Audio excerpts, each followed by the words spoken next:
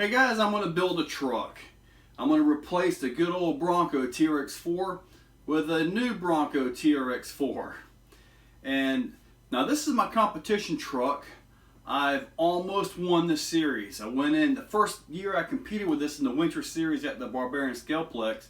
I went in tied for first and I ended up third.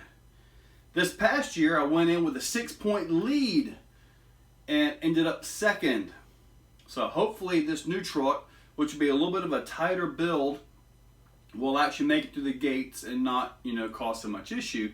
Because as a competition truck, this thing's got full width bumpers, large body. I mean, it's actually not, the body and the dimensions of the body aren't really suited for a high level competition truck, in which at the Barbarian Scaleplex we have a pro class.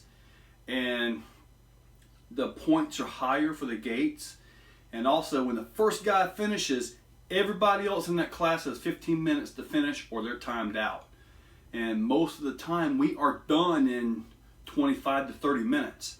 So if you got a really slow truck or you're having a lot of problems, you're going to get timed out. And that's going to put a hurting on you. Plus the penalties. Now, I'm not using this body again. I'm using the Pro Line Bronco body. This is the early body, and it's got the cutouts. The little deal right here. One of the rules in the Pro class is you've got to have an interior, and this satisfies that rule. Plus, it has the cage. Now, it's dovetailed at the back just enough, a lot better than this thing, and the front is also narrowed up a lot better than this thing. So this is what's going to go onto a TRX 4 Sport chassis with Bronco driveline.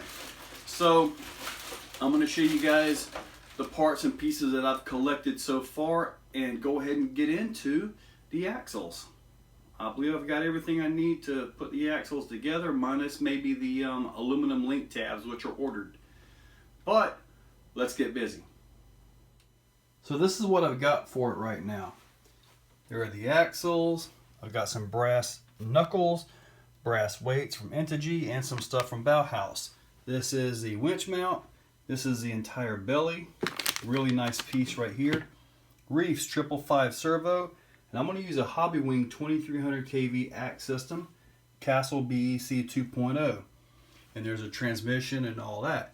I am keeping all the functions because I kind of like having the selectable diffs and the 2-speed. So, since this video is about the axles, let's go ahead and do some upgrades on those. Really simple bolt-on stuff. Unbolt, assemble, bolt back together. Simple as that. Box stock front axle. 9.9 ounces. Taking this apart uses a 2mm hex, except for the drive shaft pin. That's a 1.5mm hex. So I'm just going to take it all apart for you guys. As I'm building this, the entire truck is getting a set of bearings by Jim's Bearings. And the reason for the Jim's Bearings is I need efficiency.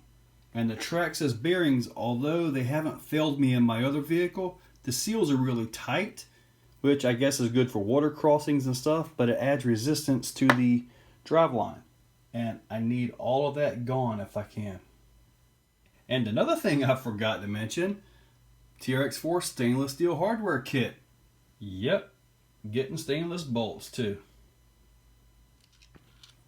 With everything bolted on the front axle, and it's just a simple unbolt bolt-on. Nothing special, simple bolt-on stuff. We now have 17.6 ounces. That is just over a pound, and it's all at the portal boxes. So that's the best place you can put weight on a TRX 4. Now we're on to the rear axle, and it comes in at 8.3 ounces in box stock form. Let's get some brass on it. Now all this is getting are these. I mean, that's it. So it should be about 13.9 when it's all said and done. Let's see. Since I'm into the back axle, I figured you guys may want to see how the locking mechanism works. And that's pretty much it. With it open like that, you can turn the diff. And with it locked like that, there is no diff lock, or there's no differential action. So that's how it works. Simple and easy. Well, so the rear axle is fully complete, put back together, and we are at 13.3 ounces. Not bad.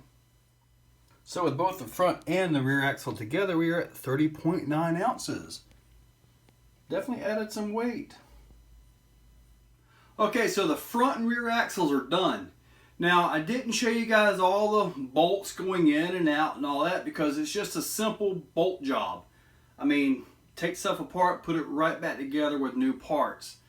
I didn't have to file, I didn't have to drill, I didn't have to do anything custom to make this stuff go on here.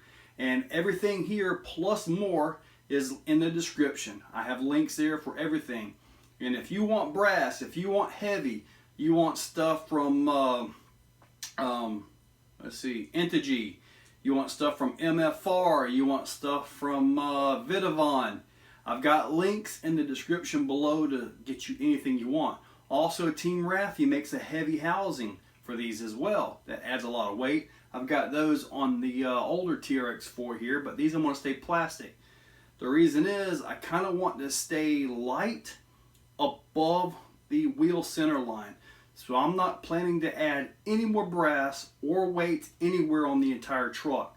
So I'm trying to keep the weight down. This is what I have planned, the only weight the truck is going to get. Other than building some other parts and pieces, this should be it for brass. However, guys, there's a lot of links in the description below for all kinds of brass. So guys, hopefully this will kind of help you guys along. If you decide to follow along with this build and the series, up next is the transmission, where I'm going to get into the bearings on that. But that's for another video, and hopefully you guys like what you saw, and thank you all for watching.